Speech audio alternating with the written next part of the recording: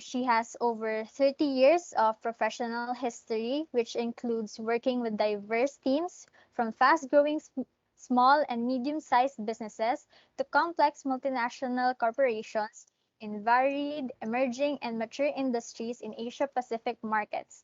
Throughout her corporate stints, she specialized in sales, country business management, general and strategic management, people leadership, regional operations, learning and organizational development, and leadership training and coaching.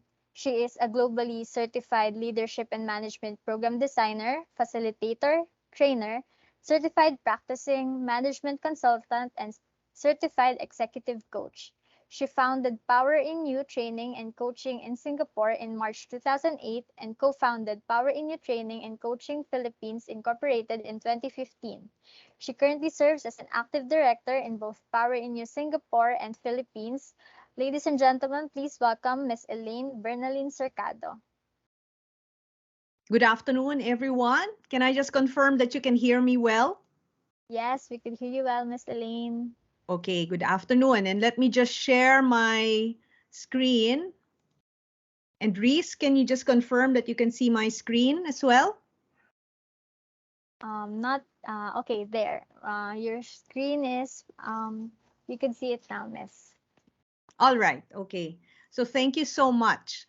And so thank you so much, SETC and AP for inviting me once more. I presented last year actually in a similar event, and I'm very happy that I'm back to share our content about this time about coaching.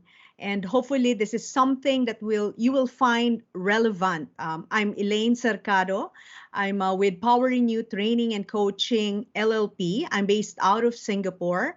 I'm also part of POWERinU Training and Coaching Philippines. And with me is Ms. Trina Gonzalez, who is part of our marketing and business development team for POWERinU Training and Coaching Philippines. So my topic for today is coaching as a key tool to lead a multi-generational workforce. I gathered that this is one of the relevant topics or hot topics that many of you are facing in today's organization. So let me share what we will cover. Briefly, we only have about 30 to 40 minutes and hopefully we have some time for Q&A. And so I'll talk about being a coaching leader manager. Why is it important? And when do you manage? When do you lead? Or coach? What is the balance or where is the balance of telling and asking? And you will find later on the similarity of this to leadership styles, be it coaching or more directive leadership. And then we'll briefly touch on the surface only a few simple but hard to do coaching skills such as filtering, conversational skills, which include listening and inquiry and perspectives. As I mentioned, only on the surface because there's a lot to learn and to practice in these skills. Now let me shift to the importance of developing and practicing as coaching managers leaders. There are two research and analysis that will highlight this the importance of coaching. And I'll mention one from Gallup and one from Spherion's report. So from Gallup, it says how long an employee stays at a company and how productive she is there is determined by her relationship with her immediate supervisor.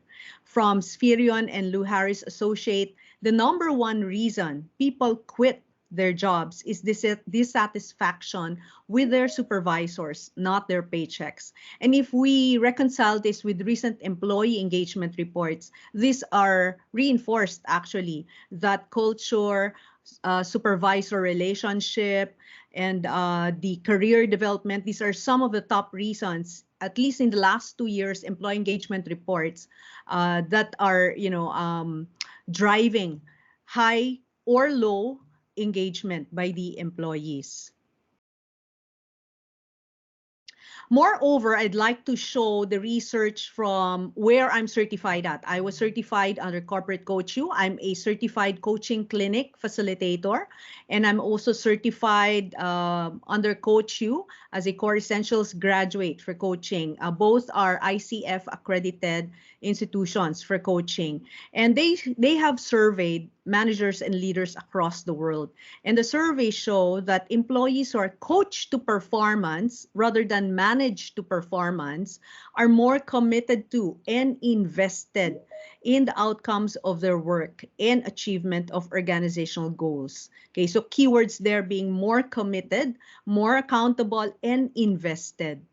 Second is that coaching, be it an external coach or an in-house meaning the managers or leaders in the organizations, creates a safe environment where an employee feels that he is or she is heard, understood, respected, and appreciated. So this stimulates inspiration, ownership, creativity, and innovation. It's win-win for the organization. It's total empowerment, you may say.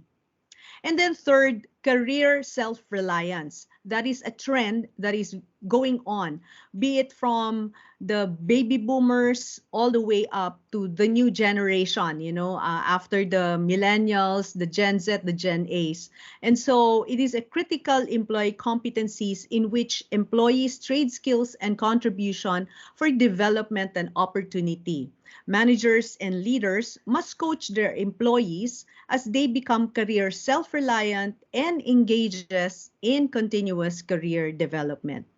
So let me now shift to how do we become coaching managers, leaders. But before that, I'd like to just make sure everyone is aligned with the definition of coaching. First, let me ask you, what comes to mind when you hear these three words? Coaching, managers, leaders. And you can type on the chat box, Trina, if you can just help me process those if I miss. And you can define per word or all three words, whatever feels, whatever you feel to write there. Please use the chat box.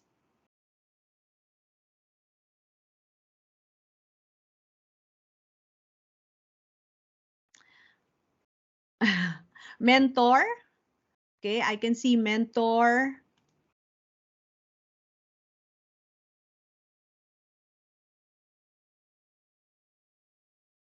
All right. Guidance. Okay, if I missed reading some and listening. So thank you. Encouragement.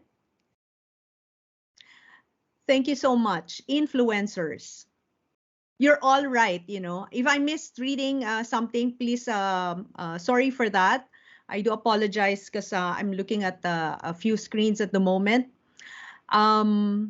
The difference, of course, between managers and leaders, you probably know already, right? So managers are more task-oriented or process-oriented. Leaders are more based on qualities and values.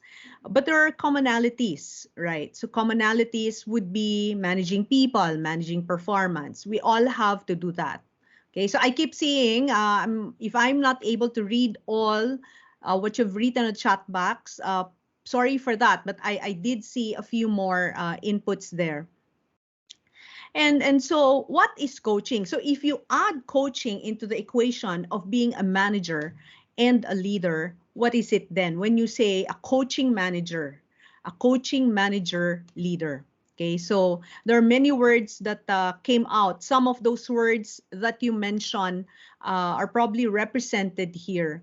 Let me define that coaching manager leader by defining what is not first. Okay, so what is not coaching? It is not the same as advising or counseling, but they probably have one thing that's very common, and that is to help the person being the employee, or in this case, the coachee. So we would call him the coachee or the performer, the person who is performing the job. Coaching is also not training and not mentoring, but they have something similar again, and that is to help.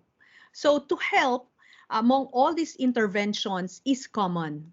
And so briefly, when we say coaching is not, What is it then? It is not repackaged management skills, although coaching draws on leadership skills and competencies.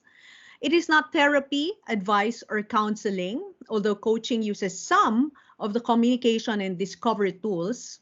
It is not purely mentoring, although coaches will occasionally share their experiences and make introductions to their resources and networks. It is not training per se, although coaching uses contemporary adult learning theories and focuses on accountability. And as we learned from Rina, there's a lot, in coaching and there's a lot in training rather that is offered and done. And many of those are not done by the coach. Consulting is not also coaching, although coaches will infrequently provide their views instead of only evoking from the coachee. So you can already see some of the keywords, right? Discovery, evoking, learning, introducing resources. So those are some of the similarities. Leadership skills, right? So those are some of the similarities you see in this different forms of intervention. So what is coaching? If I use the definition of coaching clinic by Corporate Coach U, where I am a licensed facilitator, there are three that I'd like to use. This because for me, this truly capture what coaching is all about, and particularly coaching as a manager leader. Coaching is a refined process of equipping people with the tools, knowledge, and opportunities they need to fully develop and be effective in their commitment to themselves, their work or vocation, and their organization. So keywords are that it is a process. It involves tools, knowledge, opportunities to be fully developed and be effective. It is also a design alliance. It's a partnership focused on developing an individual to become their best self and contribute to their best fit and talents.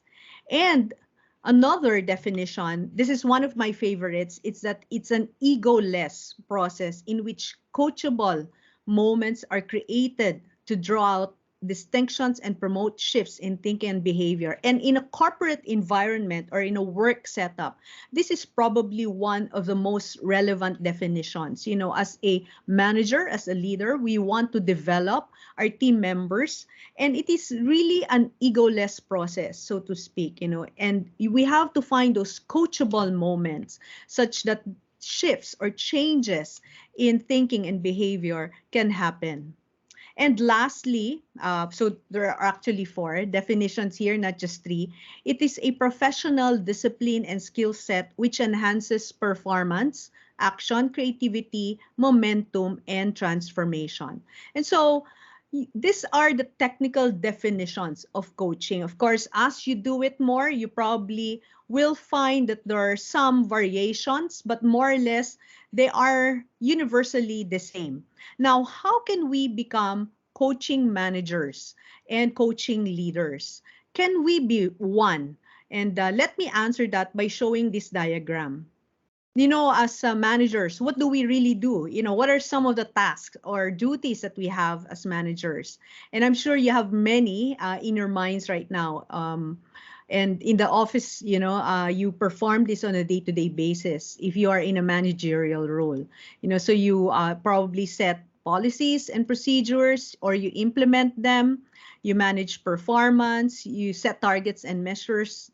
You measure them, of course, and you find or mobilize resources. So the question then is, can you have a coaching approach to these managerial duties or tasks that you do? You can actually, what we're teaching in Corporate Coach U and in our coaching program is that you can. Yes, you can. And how do we do that? How do we have a coaching approach? Through what we call a coaching conversation model. So we can actually learn about that and implement coaching conversation. We can create a coaching environment, or what we now say as a coaching culture. And we can, of course, help the coachees or the employees to shift their paradigms and their perspectives. And by doing so, have accountability and empowerment in their jobs.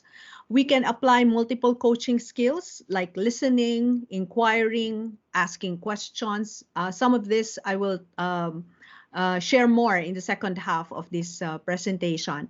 And of course, we can be coachable ourselves because, you know, coaches are actually very coachable.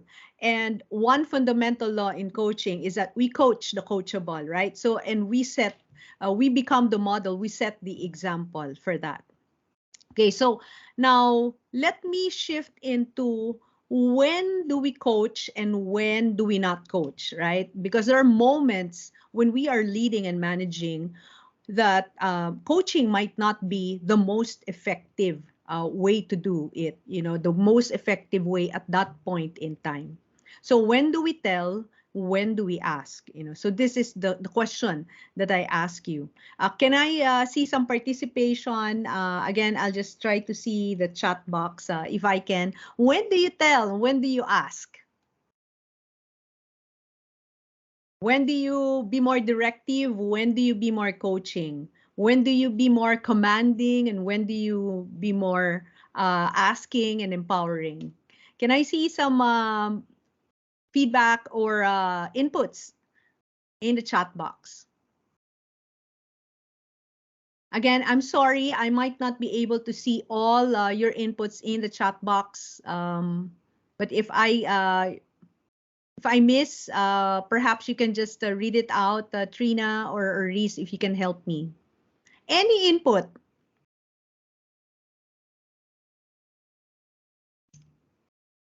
It seems quiet, okay? So, or am I missing some actions? Okay, so when there's an emergency and urgency is high, be directive. That's right, Lester. Ask as much as possible.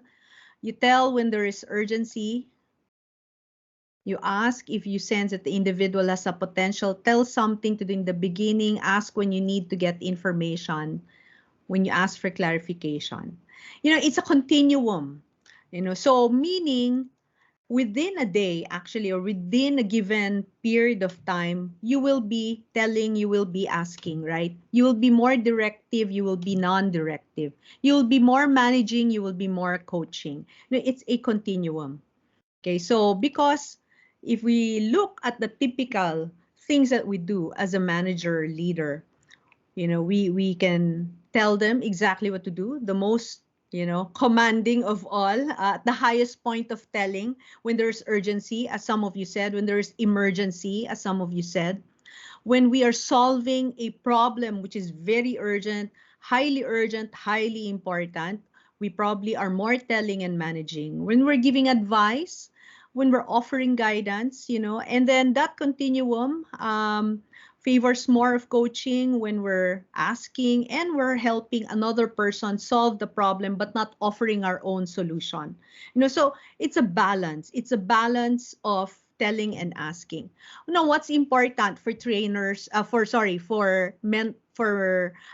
coaches, for coaching leaders and managers, you know, of course, you mentor, you offer guidance, you tell what to do. But what is important is knowing when to do it. So that is the secret, knowing when to tell and when to ask. And that takes a bit of experience, right? Because we all have to fully develop our leadership skills, our listening, our and all our other competencies needed to be able to balance that telling and asking.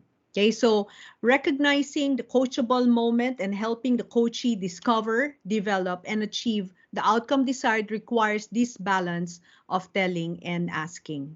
Okay, so hopefully that has quickly covered the first half of being a coaching leader and manager. Now, I'd like to look into a few simple but hard to do coaching skills, and I will need your participation here. Filtering, conversational skills, and perspectives. So for filtering, and this is probably something that you have seen before, but let me check with you anyway. What do you see in this image? May I ask for some inputs on the chat box? Okay, an old lady from Eugene, a young lady from Renan. Who else sees a young lady or an old lady, a girl, or any other image that you see an old lady and a young lady at the same time? A woman looking away, a young lady, a lady.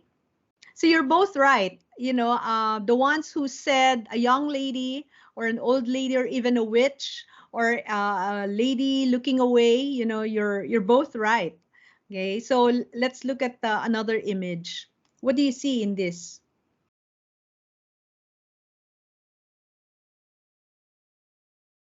Victory, victory, victory, defeat. Okay, victory, victory, defeat, victory and defeat. Okay. And so it is correct. For those who saw victory, you're correct. For those who saw defeat, you're correct. And for those who saw Ditori. Okay, what's that? So it's a different one. A combination of victory and defeat, right? Victory over defeat. So you're both, you're, for those who said victory, for those who said defeat, for those who said both, you're correct. And lastly, let me just look at this last image for you. What word comes to mind when you look at this? There was one who said diet. Yeah. Okay. For this image, family, teamwork, communication, phone, disconnecting people, sharing, LMS, games, a lot.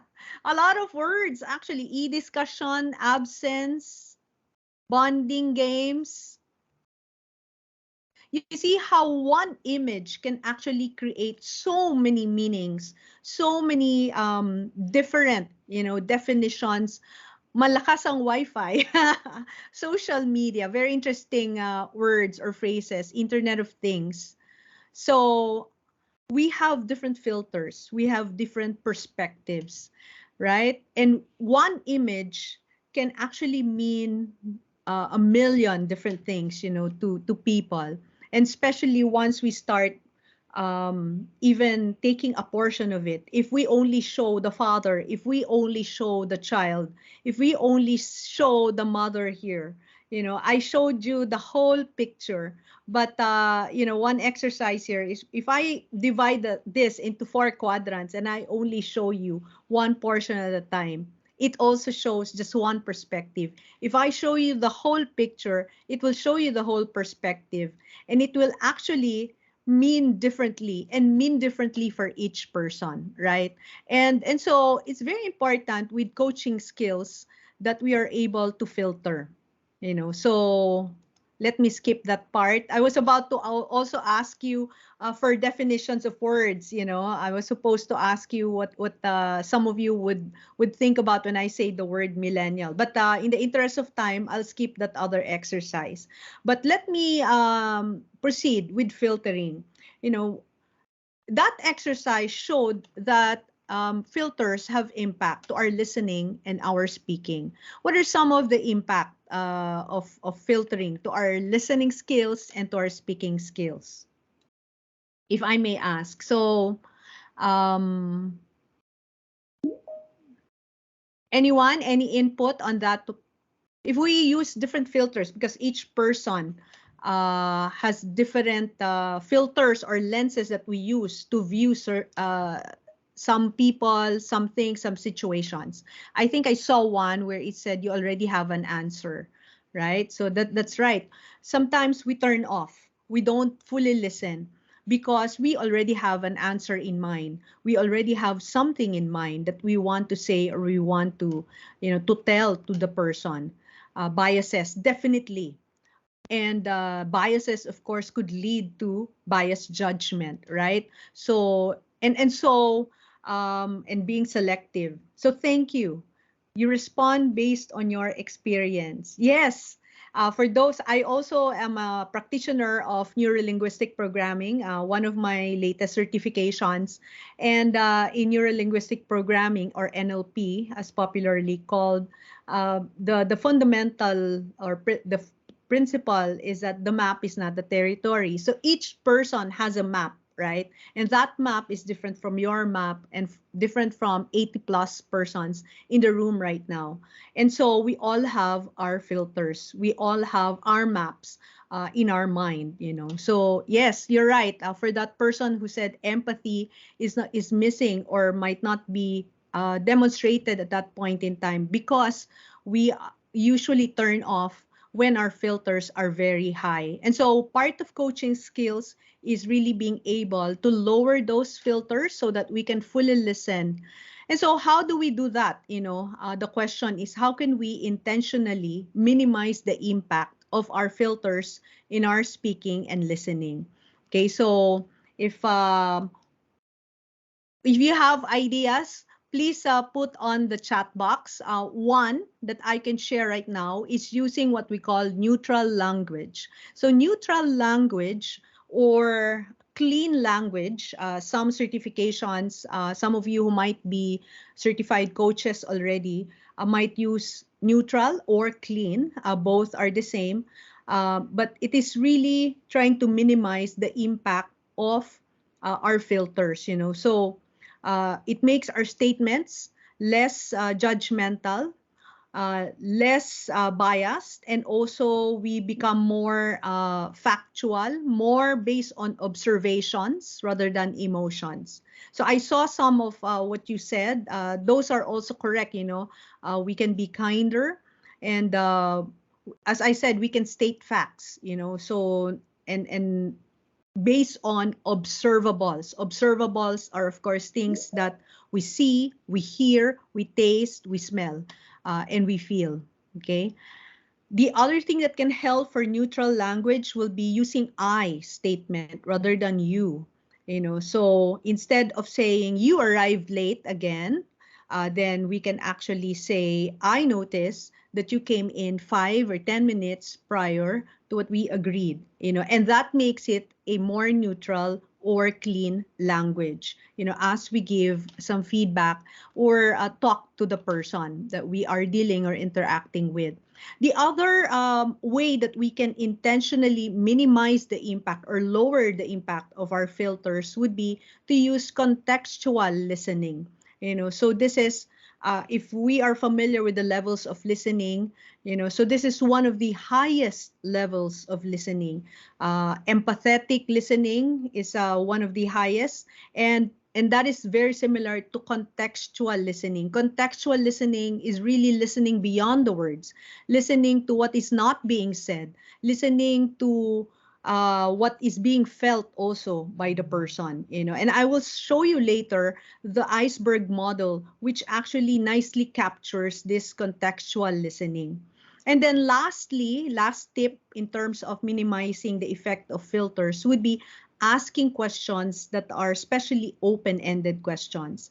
I will share later on some tips, you know, in terms of asking questions. But one of the tips that we have that I'll mention now, I've mentioned now actually, is a use of open-ended questions. So that the person can actually and you know, when we ask open-ended questions, one of the things that we recommend is using more of what rather than why, you know. So of course you probably are familiar with open-ended questions, those that are not answerable by yes or no, you know, which is the close-ended question. So then to my earlier statement of what using what instead of why, we do recommend to convert your why questions to what questions, you know. So what makes you say that instead of why do you say it that way, you know, or why do you say that, you know. So in fact I added some tone to it. Okay, so depending as well on the tonality and depending on the question that you ask, you actually can be more you can minimize the filter and actually be more you know, coaching in the approach by asking the right questions, what we call powerful questions or discovery questions, and also powerful questions that can lead to breakthrough answers or breakthrough thinking. Okay, so those are some of the things that can help you to minimize the effect of filtering. Now, to summarize all that, one of the things, this is one of the things that I like to always mention, that our knowledge, experience, and intention filter what we hear and influence what we say. Okay, so many of the leaders, many of the managers are already very knowledgeable, very experienced, and of course they have positive intentions. However, those also become our filters. Hence, when we adopt a coaching style or a coaching leadership approach, to our employees, our team members, we need to be conscious. We need to be aware of this, of the filter, the effect of filtering. Okay, so now I'll go into the second critical skill, and that is listening. Okay, so we talked about the filters earlier, right? And you mentioned yourself that one of the impact and one of the challenges is that question of, are you really listening? Are you fully listening? Or are you just waiting for your turn to talk? As we said, when we're listening, there are levels to it. The first level is that we are not really listening, right? We have turned off. The second is that we are selectively listening. That's the second level. The third is that what we call sometimes a fake listening, because we are listening, but we are listening so that we can respond because we already have a ready response. And the fourth is we are actively listening. Active listening, I believe, is commonly practiced by managers and leaders. So this is probably the most popular mode of listening that we all try to adopt, try to practice. But there is the highest level of listening, and that is contextual or empathetic listening. And that is what I mentioned about listening beyond the words. Listening at everything, so what is said and not said. Listening, in fact, to the nonverbal, because the nonverbal actually says more. And you probably know this already, that 93%, so 93% of communication is actually on the nonverbal. Only 7% is on the words. And what we truly mean there is there has to be congruence of the verbal and nonverbal. And if you're not fully tuned in to the person, you might miss that. You might miss the 93%, and even the 7% words might also be missed. Okay, so fundamental laws of communication. The reality is not what A says, but what B understands. So there has to be alignment between the sender and the receiver, as we know. And that is the most important, that B receives it the way A says it, right? So there is full alignment, there is full, the intent is fully received, and so the impact is the same as the intent. Second, if B misunderstands a message, A is always partly to blame. Okay, so it's two parties having, accountability to that communication. It's a two-way process, as we know. It is impossible not to communicate. Even in our silence, even in, not responding, we are actually communicating. Because just by the way we actually put on our gestures and our tone is already communicating. Or even when in written communication, if it's a written communication, we are also communicating if we are silent. All communication takes place, as we already mentioned, it's two-way. It's a factual and the relational, relationship level. That leads me to that model that I talked about, which is the iceberg model. And so in the iceberg model, as we know, the lower portion of that iceberg is actually 5 times bigger than the surface, right? So this mountain that we see on top, this ice mountain is actually just 1/5, so the bigger mountain is actually at the bottom. And what is this? The factual levels are the known information, right? So the goals, strategies, requirements, information, the technology, the organization, these are all reflected in company, the company website, and all of this, all the others, these are actually information that might already been shared or might be open to public or might be shared across the teams, the departments. Now, there is actually this lower part, which are the deep part, which require also that uncovering, the discovery of those. And these are informal communication, feelings, courage, even rumors, curiosity, anxieties, needs, appreciation, status, recognition, So you have all this, emotions, desires, motivations, values, beliefs, all of this. We actually tried to list as many as possible that could be part of this lower part of the iceberg. Okay, so why did I bring that up? Because in practicing the next skill, which is inquiring, we need to inquire on this, not just on the factual level, but also, in fact, more so in the relationship level, in the deeper level, so that we could know better, we could coach better, we could lead better. And so we ask what we call better questions, or others might call it powerful questions. In other coaching certifications, they might call it inquiry questions, breakthrough questions. In POWERinU Training and Coaching, Philippines and in Singapore, we also use, aside from coaching clinic, we also use the ATD model, which is the Association for Talent Development. We actually base our coaching classes, our coaching workshops on the ATD research on coaching.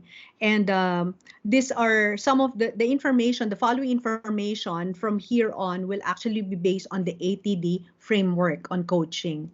So we can use inquiry conversations, when asking better questions. And this will help in making the performer or the coachee unstuck. When a person is not sure how to move forward, we can actually ask questions to be able to help them get unstuck. We can also ask what we call these better questions when people or the coaches or performers are learning new tasks or skills. And we can also help them when they need to create a plan, by asking better questions. And lastly, when they only have partial information or could benefit from another point of view. Okay, so let me ask you for examples of some of these questions. Okay, so, and this can inspire great answers, So these are examples. Would it help if we talk through your ideas and questions? Tell me about this.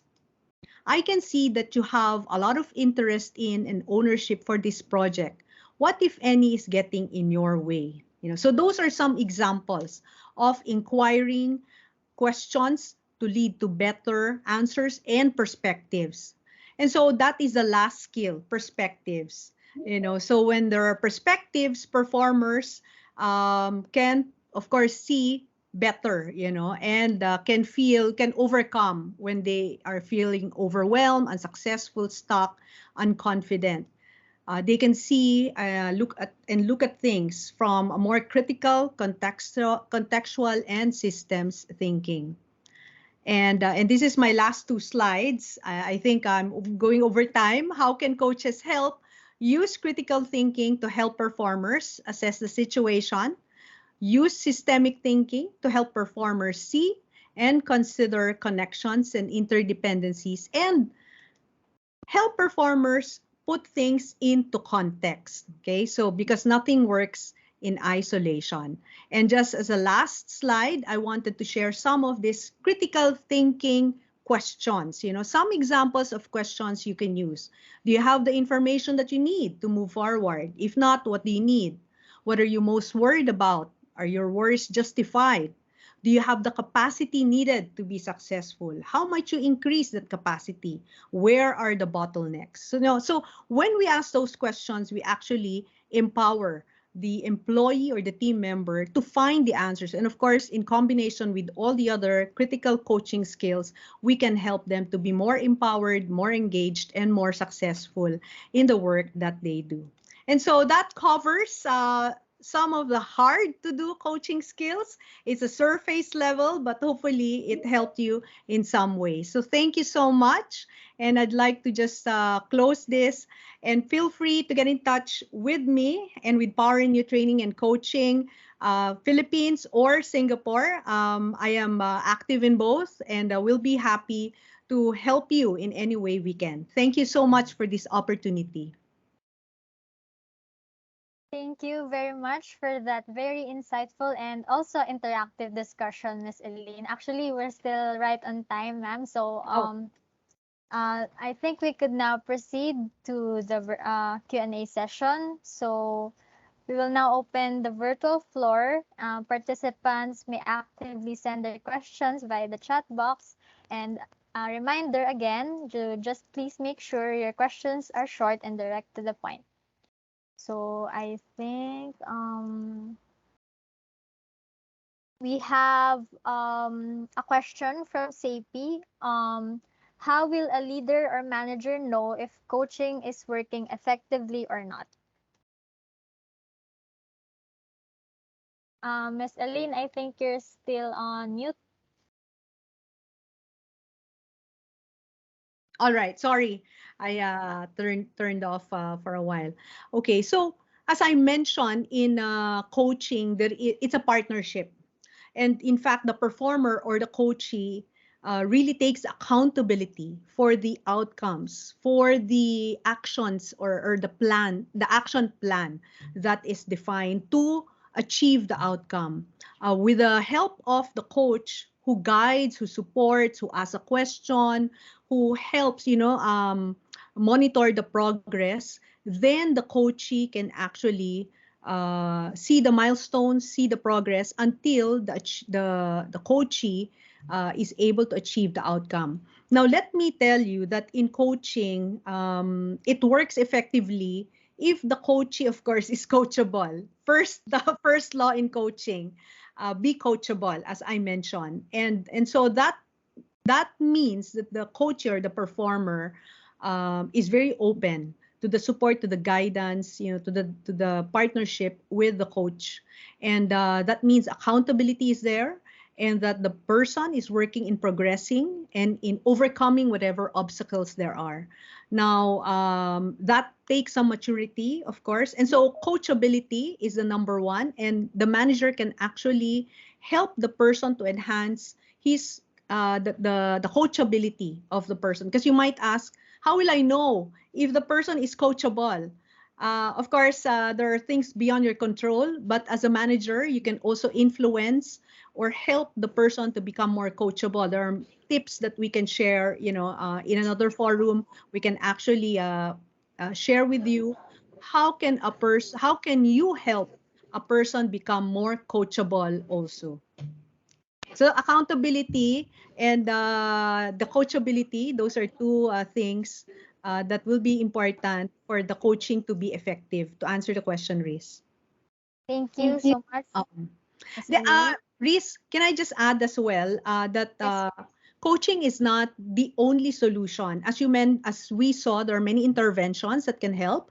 And also, coaching is only one of the leadership styles. There are, of course, other leadership styles that can go hand in hand with it. There is the situational leadership, where you, of course, consider the development of the person and lead the person according to the level of development of the person. Okay, so you have to consider all of this.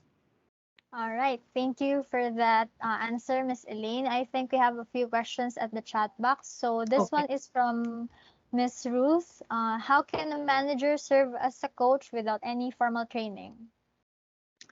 Um, so Miss Ruth, I would suggest that the person goes through some training, be it formal or informal. The manager, has to be aware of those things that I mentioned to you in the presentation just now, like the listening skills, the asking skills, the filtering skills. All of this will help the manager become more aware and more, and of course, the more you practice this, the better you become, right? So, and many of these things, as we also learned from Miss Rina earlier, that 70% are actually on the job, right? 20% from mentoring, from networking, and 10% only from formal education. So many of these things that we learn really get refined when we practice. And so we need, but of course, you need to be aware. You need to understand some fundamentals, and then from there, develop and practice it and get feedback. The best way, of course, is to also get some feedback, whether it's you're heading the right direction, you're practicing the right way. Okay, so there has to be some fundamentals and there has to be practice. Okay, thank you for that, Miss Elaine. I think there's another question here from Sir Lester. There are cases when a coachee would feel being manipulated during the coaching session. What can be done better to prevent such? Okay, so one of the again one of the things or hallmarks of a coach is there's really strong emotional intelligence. Strong foundational skills is very important, and that's why it's one of those qualities that a leader must have, right? A leader, a manager must have before he can even be a coach. You need to have strong foundational skills, and part of foundational skills as a leader manager, which will be helpful to become a coach, is really being emotionally aware. When we talk about emotionally aware, we are self-aware, we have self-control, and we are empathetic, and then all of those will be useful to coaching.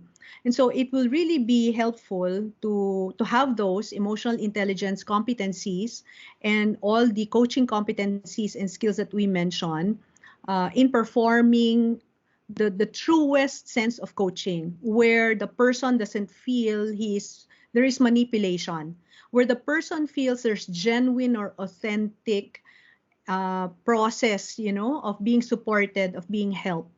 Of course, that part, because the fundamental aspect of any partnership as well is trust, right? And so it's very important that trust is there, and that trust is the thing that will actually fuel that relationship moving forward. Okay, so all these combinations of skills as a leader, the skills as a coaching, the relationship built based on trust, all of this will help the coaching become more successful and will not make the person feel it's manipulative. I hope that answers the question. I think you answered it quite well, Miss Elaine. I think we have two more questions. More, okay. Miss, so, And I'm reading it as well, Reese. Is it now the why basketball coaches being yes, yes. called coach? Okay. For those who can see it, we're all why basketball coaches being called coach, where all they do during the game is direct, direct, direct. Number one, I'm sorry, I'm Filipino, but I am not. I mean Filipino by heart, but I'm not so much into basketball, but I know what you're saying, because being coach is has become part of our day-to-day vocabulary, and that's why we in forums like this we want to educate that coaching actually is not the commonly known coaching, where we tell or we direct, where we mentor. It's different from that. Coaching, that's why I had to be very, very clear about what are the differences among the interventions that we use, that it's not the same as mentoring, as coaching, as counseling, as training. It's not telling, so it's different, because it's not about being directive, it's about empowering the person. And so I think in our day-to-day language we have used the word coach, differently. but in the truest and truest sense of coaching, according to the definitions of global bodies, coaching actually is not that. It's not being directive and telling the person. Okay, so can a coach himself? Since if you're a coach, you're already familiar with the process of coaching. Yes, we actually practice the skills that we say. So for example, filtering, we practice, of course, that to ourselves. We also are coachable. We practice being coachable. Some of them, of course, requires another person, right? So I can tell you that I've had a coach myself, because there are things that I cannot do to myself. I need someone to, for example, to listen to me. And so there has to be another person to listen to me. And so I have coaches as well. I'm a coach myself, but I have coaches myself. It really helps me as well in the process of achieving the outcomes that I would like to do. Okay, so I hope that helps you. Are you serious with your questioning? And then anything else? Unless you don't know. Okay. What else? Any I think I have a other question here, Miss Elaine. How to work through coaching resistance? coaching resistance? Um, I'll be very honest. If the coach is not coachable, then it's not the right time yet.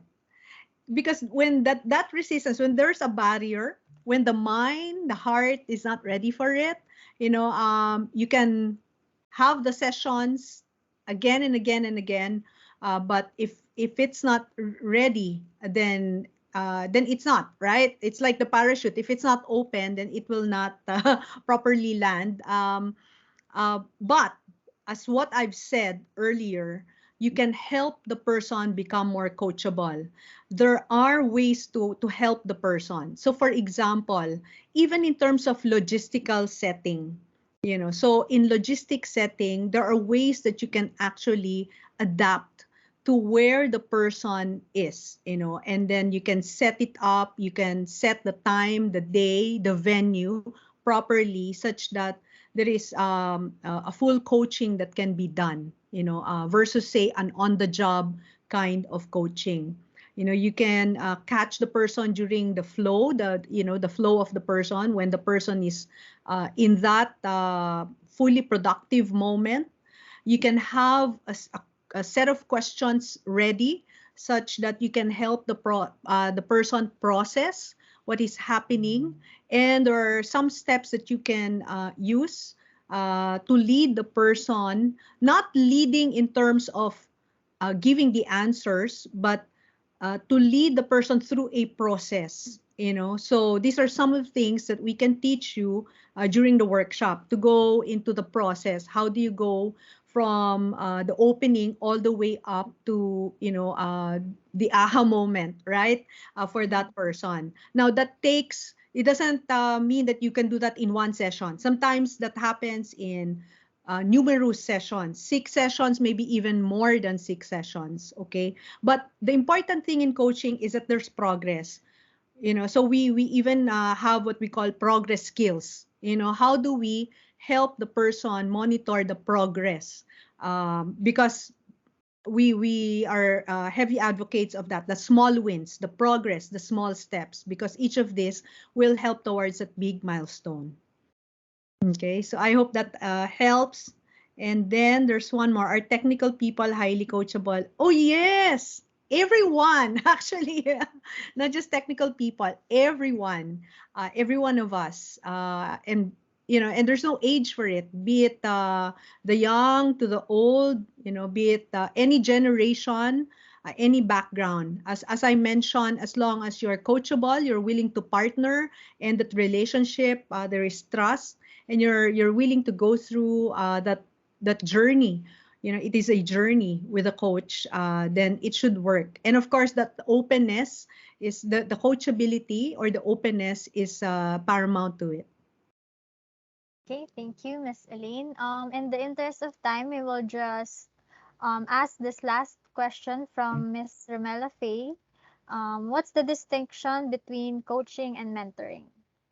So one big distinction is that in mentoring, we usually share our experience. We pass on our experience to the person. So if for example, when I was working the corporate before I went to training coaching and consulting, I was mentored by a one of our finance persons because one of the gaps that I had at that time, I was leading a business unit for the multinational that I was working with, and one of the key uh, competencies that I needed to develop as a learning intervention, I had a mentor, and it's a gap, meaning it is something that I needed to enhance to a certain level, and so I was mentored by a senior finance manager, finance, in fact, a finance director, one of our VPs, and I actually learned a lot because he was able to share his experiences as a senior finance leader in terms of managing the businesses, not necessarily teaching me all the technicalities, but in fact, a lot of practical insights, a lot of practical experiences that he had, his wisdom, in terms of how do we do this and insert, and especially in challenging environments, so that helped me. And so mentoring has a definite place, in learning interventions. On the other hand, coaching, we don't necessarily share our experience. We use the process, we use the skills such as listening, and then we guide them through that whole process, of discovering themselves, so we let them discover through our listening, through our asking the right questions, through monitoring their progress, such that they are accountable and they can achieve the outcomes that they have set for themselves, so they become truly empowered. The greatest discoveries and insights, the aha moment comes when we discover it ourselves, right? Sometimes, like in my case, I have a grown-up son already already in the workforce, and no matter what I tell to him, if it comes from me, and of course I'm using an example that is very obvious because I'm seen as a mother,